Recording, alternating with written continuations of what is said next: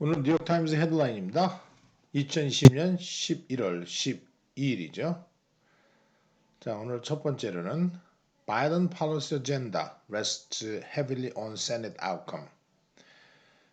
바이든의 정책 아젠다들이 심하게 세네트의 표결 결과에 달려있다. rest on 하면 어디에 의지하고 있다는 것이죠. 자, President-elect 대통령이 된 차기 대통령이죠. 대통령 선출자 조 바이든의 트랜지션 팀, 바로 정권 이양팀이요.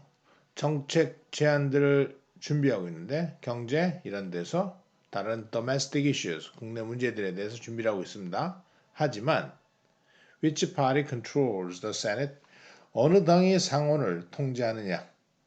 After two run-up 하면 이제 다시 하는. 조지아주에서는 이제 상원의원 2명을 뽑는데요. 둘 다 50%가 나오지 않으면은 한쪽이 50% 나오지 않으면 다시 결선하게 돼 있거든요. 결선 투표. 런업하면 결선 투표입니다. 1월 5일 날 하게 되죠. 그래서 지금 민주당, 공화당의 상원 숫자가 48대 48입니다. 두 명이 어떻게 뽑히느냐에 따라서 민주당이 이기면 50대 48이 될 것이고요. 52대 48이 되겠죠. 그러면 바이든의 정책들이 이제 추진해 나갈 수 있는 힘을 얻게 될 거예요. 그래서 두 번의 그 결선 투표 후에 어떤 당이 상원을 장악하느냐 그에 따라서 largely dictate 하면 좌지우지하다. 어떻게 바이든이 ambitious하게 갈 수 있는지, 얼마나 과감하게 정책들을 실행할 수 있는지 그거를 dictate, control, 통제할 것이라는 겁니다. 상원을 장악하느냐에 따라서 바이든이 예를 들어서 그 지금 코로나 바이러스 위기 시대에 2조 달러가 들어가는 바로 그 경제 회생 프로그램 그런 것들을 지금 하원에서 통과했는데 상원이 막고 있었거든요. 경제를 그 다시 부흥시키려는 이런 계획들을 추진할 수 있느냐 없느냐가 상원에 따라 다르고요.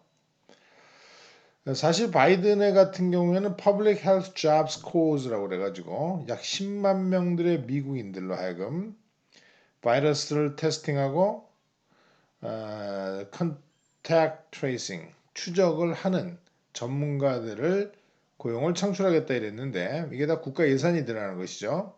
그래서 상원의 결정적인 영향력이 필요하다라는 상황입니다. 한 예를 들면요. 자, 조지아주가 이제 다시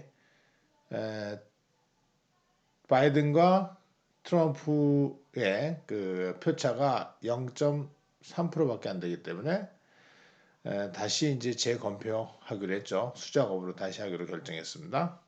그런 상황에서 조지아가 아주 박빙의 승부를 두 사람이 겨루었던 그런 그 주라고 볼 수 있습니다. 자, 여기 보시면은 바이든이 런 클레인이라는 사람을 아주 오랜 경력자인데요. 정책 전략가입니다. 전략가를 백악관의 Chief of Staff 비서실장으로 임명을 했습니다.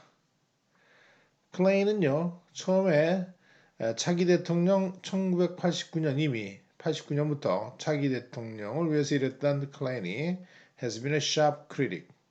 날카로운 비판가였습니다. 바로 프레지던트 트럼프의 코로나 바이러스를 취급하는 것에 대해서 날카롭게 비판했던 사람이죠. 클레인은 오바마 행정부 때 그 에볼라 바이러스가 창궐했을 때 특별 위원장으로 짜르라고 그러는데 특별위원장으로 고용이 돼서 그거를 막았던 그런 경험이 있거든요. 그래서 이런 할 말은 있겠죠. 자, 바이든이 비서실장을 이렇게 임명했다는 것은 정식으로 대통령으로서 업무를 하겠다라는 의지를 표현하는 겁니다. 아직은 트럼프 쪽에서는 반발하고 있는 상황이고요. 그래서 GOP의 한 세너터가 제임스 랭포드라는 세너터가요. 바이든도 매일매일의 프레지던셜 브리핑, 대통령 브리핑을 받아야 된다. 원래 차기 대통령이 이렇게 받게 돼 있습니다. 그러나 공화당은 이렇게 얘기를 했고요. 상원은 얘기를 했고요. 자, 그 다음엔 이거 보시면요. Trump post-election tactics. 트럼프의 그 포스트는 그 이후죠. 선거 이후의 전술들을 보면은 그 전술들은 그를 unsavory, 불쾌한, 유쾌하지 않은 아주 보기 싫은 동료들 속에 넣습니다. 바로 독재자의 반열이죠. 독재자들이 하는 것과 똑같은 짓을 한다는 것입니다. 선거 이후의 행동들을 보면은 unsavory, 불쾌한, 컴퍼니한 무리 속에다 그를 집어넣었다 이것이죠. denying defeat, 자기의 패배를 거부하고 claiming fraud, 선거 사기를 주장하고 있으며 using government machinery, machinery 이제 조직이에요. 조직, 기계처럼 착착 돌아간다는 의미를 했을 때 machinery란 말을 쓰죠. 리버스 반전시키는 겁니다. 선거 결과를 뒤집으려는 정부의 조직을 이용하면서 세 가지 denying하고 claiming하고 using하는 것이 time honored 하면 시간에 의해서 존중받는 아주 유서 깊은 이거죠. 바로 독재자들의 도구입니다. 독재자들이 오랫동안 해왔던 그러니까 time honored tools, 오래된 전통의 도구다라고 얘기하고 있고요. 자, 마이크 펜스가 이제 점잖은 체 하고 있는데 마이크 펜스는 이제 점잖은 공화당원이라고 해서 좀 트럼프보다 좀 나은 인정을 받았었는데 물론 트럼프와 비슷한 역할을 했죠. 기독교인이고 독실한 부통령이 그게 가장 어려운 챌린지라고 할 수 있는 것 그런 것을 맡고 있습니다. 만약에 트럼프가요 2024년 자기가 또 출마하겠다 이렇게 얘기하면은 이 자기가 이제 대통령 출마할 수 있을 거라고 여태까지 참아냈거든요. 그것이 could be derailed, 레일로부터 이탈하다, 탈선되어질 수 있다. 그의 계획은 망가질 수 있다는 것이죠. 트럼프가 또 나서 아무래도 트럼프가 그동안 가져왔던 공화당 사이에서 백인들 사이에 위상이 있죠. 그러니까 자기가 트럼프하고 대적이 안 된다는 것을 알 수 있을 겁니다.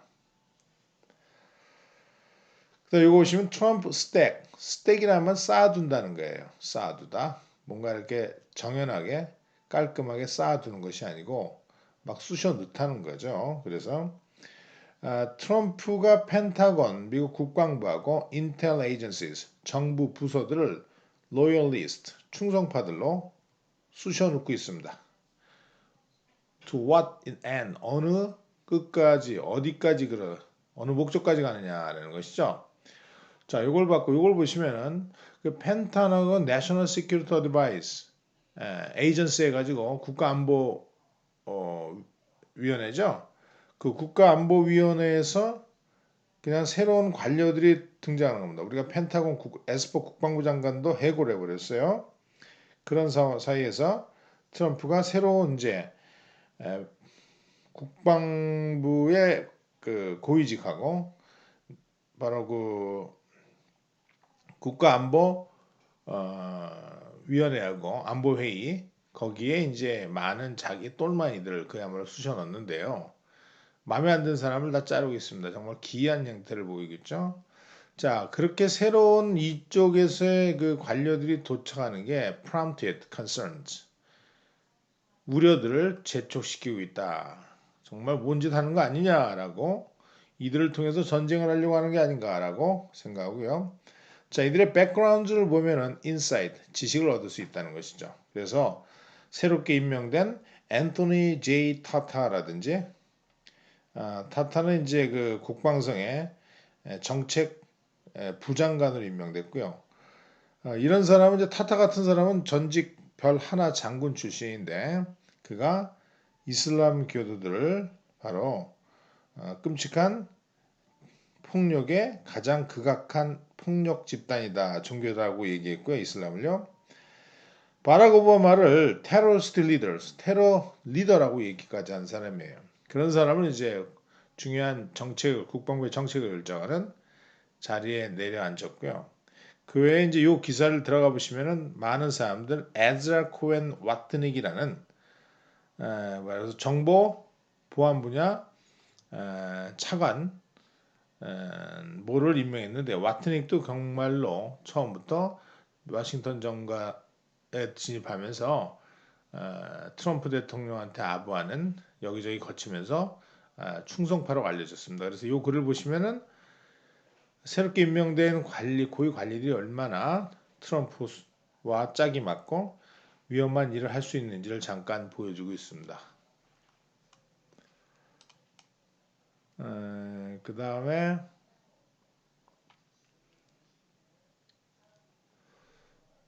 Pick the worst of Trump worst. 트럼프의 최악의 인물 중에서 최악을 고르라. 이러면 이제 폼페오라든지 바르 미국 법무부 장관이라든지 이런 사람들을 골라서 이들이 하는 그 다음에 이제 우리 켄터키 주를 대표하는 사람 맥코넬이죠. 어저께 그 트럼프 대통령이 법적 소송을 할 권리가 있다라고 그래서 은근히 지지했던 이런 사람들을 모아가지고요. 얼마나 최악의 지금 상황이지에 대해서 이제 게일 콜린즈라는 칼럼니스트가 쓴 거고요. 자, 이제 사설입니다. 사설 보시면은 뉴욕시리가 정말로 must hit pause. hit pause는 갑자기 포즈 단추를 눌러야 됩니다. 인도 다이닝에 대해서. 뉴욕하고 여기 보시면 이제 그 뉴저지 같은 도시에서 뉴저지 라지스트 시리 여기 보십시오. 확진율이 19%입니다. 뉴욕이라는 뉴저지 주에 뉴욕주 바로 밑에 있는 뉴저지 주에 있는 뉴욕 거주민 중에 거의 한 명이 바이러스를 가졌다고 확진되고 있거든요. 확진율이거든요. 그러니까 5명 중에 한 명이 지금 코로나에 걸렸다라고 검사했다 받으면은 5명 중에 한 명이 확진되어 있는 상황이거든요. 그러니까 이 도시가 깜짝 셋업 스트릭 엄격한 새로운 규칙들을 발표했는데요. 뉴욕도 그에 못지 않습니다. 물론 뉴욕에는 특정 지역에 집중적으로 환자들이 많이 나타나고 있는 상황인데요.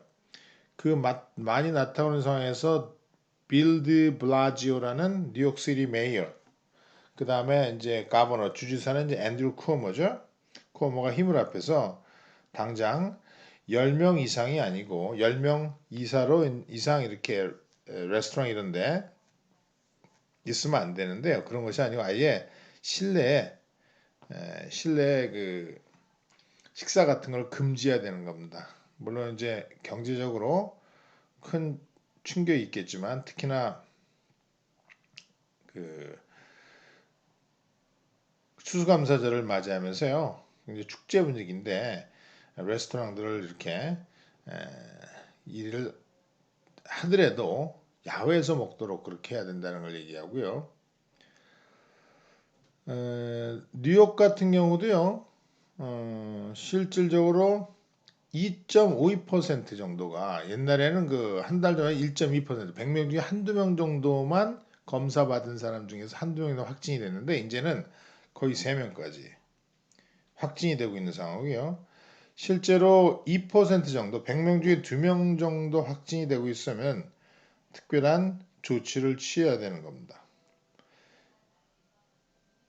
일주일을 봐가지고 그렇다는 거죠. 일주일 동안 2%가 되면은 굉장히 심각한 조치를 취해야 된다는 것인데 뉴욕도 그렇고 뉴저지도 그렇고 얼마 전까지는 뉴욕과 뉴저지는 잘 방어하고 있다 이렇게 얘기를 했었는데 벤 칼슨 같은 사람도 아주 의사로서 유명하죠. 한때 대통령 후보로도 거론됐었는데 트럼프 밑에서 이제 중책을 맡았던 의사인데도 불구하고 아주 그 불행한 고아 흑인이었는데 미국의 유명한 의사가 됐죠. 성공적인 사람인데요. 이 사람도 지금 확진이 돼가지고 쉽지 않은 상황입니다. 트럼프가 우리나라를 vandalize, 반달족이 하듯이 vandalize는 반달족이 하는 거예요. 아무거나 부시고 유리창 깨고 차 빵꾸 내고 타이어 빵꾸 내고 이런 것이죠. 자, 그렇게 할 때 어떻게 해야 되느냐라는 것이죠. 결국 시민이 이래야 한다는 얘기고요. 자, 마지막으로 하나 좀 볼 수 있는 게 이렇게 칼럼이 나오고요.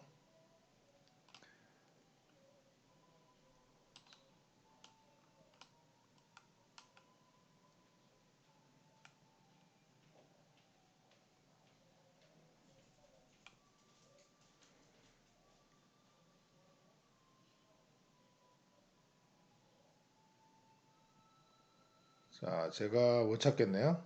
길어가지고 하나 더 할 게 있었는데 여러분들 같이 나눌 수 있게 있었는데 오늘은 여기서 한번 봅시다.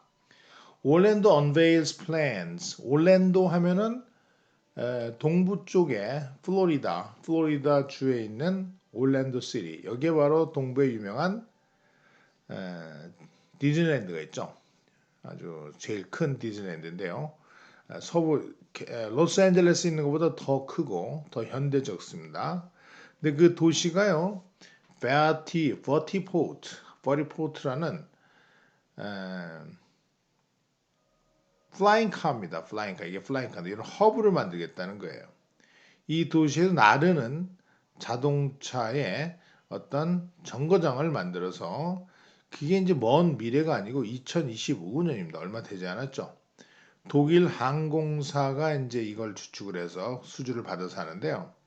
이것이 이제 2025년에 완성돼서 그만큼 한 도시가 전적으로 플라잉 카를 수용해서 택시 서비스나 우리도 어저께 이제 택시가 플라잉 택시가 이제 드론이 움직이는 실험 운행을 했었죠. 그래서 한강에서 이제 운송 8km인가 그 정도 되는 그 거리를 간다는 걸 증명했는데요.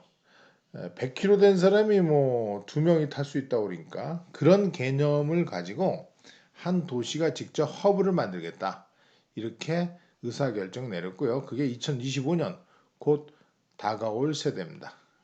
이제 우리 생전에 대부분의 생전에 택시 대신에 이런 플라잉 카를 타고 왔다 갔다 할 때가 있을 겁니다. 자, 오늘 여기서 마치겠습니다.